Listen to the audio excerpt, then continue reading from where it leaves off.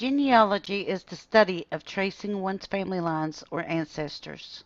As many people who trace down their family lines can tell you, you will eventually end up in the graveyard. Now, this is not to be grim, but the headstones often lead to a wealth of information that might not be available through documents.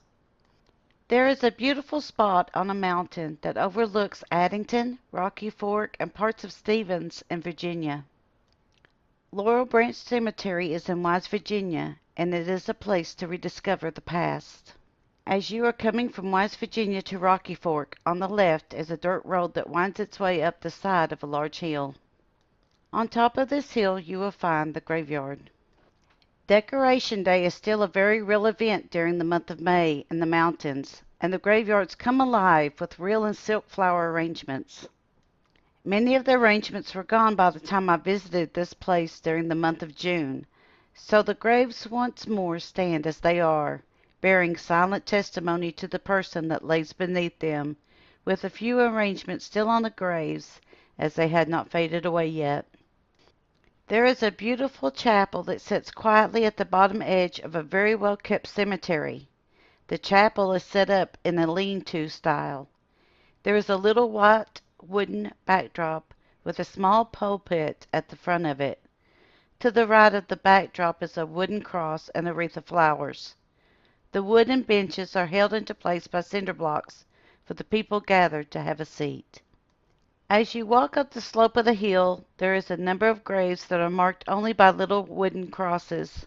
The names and dates of the people who are at rest in these quiet places have been lost to time, only known to God. There are also two rather large stones that mark the Addington plots. There are several graveyards around the area that do have several members of the Addington and Adams family in them. Not all of them were buried in one spot, even though they are the same family members. One Addington grave belonging to William Addington, born on March the 10th, 1856, and died on July 3rd, 1883, was among the oldest of the grave sites we found there. Two of my great-grandparents are buried there. C. Finley Adams and his bride, Della Hunsaker Adams. Finley also has a military gravestone placed at his grave, showing his military service to the U.S. Guards during World War I. Also, during the 1918 outbreak of the Spanish flu, Finley was on board a transport ship. His job was to gather up the deceased soldiers in New York.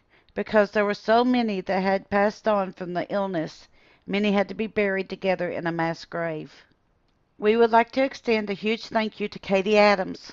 You continue to encourage us and help us in our search of history. We love you, Mom.